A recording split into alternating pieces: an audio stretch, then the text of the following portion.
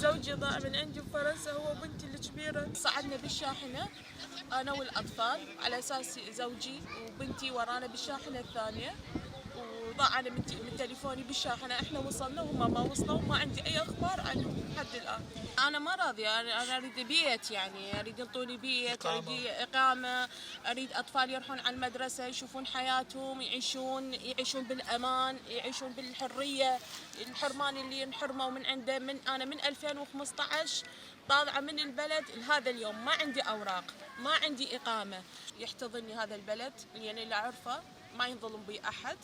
حقوق الإنسان والبر الأمان، وصلت أنا البر الأمان، يعني أنا فرحانة لأن أطفالي ببر الأمان. There you go. This is for you too. Smile. Seven. 4 milk. Oh, 4 waters. कपड़े भी डाल देंगे ना ये लोग।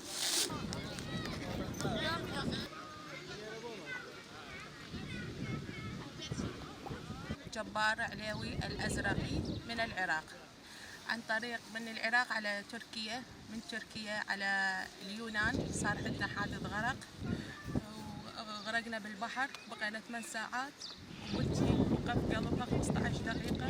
بعدين أخذوها بالهليكوبتر على المستشفى، بقيت عالجت بنتي. وبعدين طلعنا مشي طلعنا على اليونان على سالونيك، وبعدين من اليونان أخذونا بالسيارة شاحنة وصلنا لسويسرا. قالوا هذا يوكي، شافنا بوليس قال هذا مو يوكي هاي سويسرا، بصمونا قدمنا لجوء بسويسرا 3 سنوات، وانطونا رفض وطرد يرجعونا للعراق. انهزمنا، رجعنا فرنسا وخلونا بالشاحنة أنا وهاي الأطفال. زوجي ضاع من عندي بفرنسا هو وبنتي الكبيرة. صعدنا بالشاحنة أنا والأطفال على أساس زوجي وبنتي ورانا بالشاحنة الثانية، وضاع أنا من تليفوني بالشاحنة. إحنا وصلنا وهم ما وصلوا وما عندي أي أخبار عنهم لحد الآن. بالضبط يعني بس اللي أتذكره يمكن على كل شخص 10,000. أنا مضطهدة، يعني حياتي وحياة أطفالي بخطر بالعراق ومهددين بالقتل. ولو ما كان يعني حياتي بخطر ما أعبر بحر وأجازف بأطفالي ونتعرض هاي الحوادث حتى نضمن مستقبلهم والبر الأمان يكون. اسمي حنان، أنا من العراق. أبدا ما أتذكر شلون الأحداث اللي صارت وجت هنا. يعني عشت من كنت صغيرة، يعني بويا شي صعب، فالحمد لله تمنيت أجي هنا وأعيش حياتي وأكون حلو المستقبل، بأن أكون أخلص مدرسة، أخلص جامعة، أخذ شهادتي ومن بعدها أصير دكتورة أو مهندسة. أقول بأنه أكو هواي ناس يعني اللي بعمري من يشوفوني هيجي يقولون إحنا ما لنا دخل بيها، ما نحب نتدخل بيها، بس لو كان بمكاني راح يفتهم. اسمي زهراء من العراق.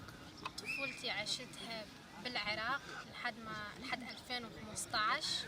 الطفولة كانت كلش حلوة وما كنت أريد أترك بلدي، وهذا الشيء كل طفل يتمنى أنه ما يترك بلده. رحت على تركيا ويا أهلي وغرقنا، وكنت لوحدي بالبحر، وعشت حياة كلش بسبب الضغوطات بالبلد والتهديد اللي شفناه. وبعدين مرت بهواي مأساة ما أتمنى أي طفل بعمري يمر بيها، وأتمنى يجي أبوي ويشوفني دكتورة لما أتخرج منها وأساعده بعدين بالحياة لما يكون كبير.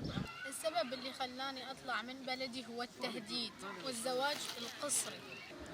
أتمنى بأنه ماكو طفل أو بنية أو ولد بعمري ينجبر بحياته على أي شيء.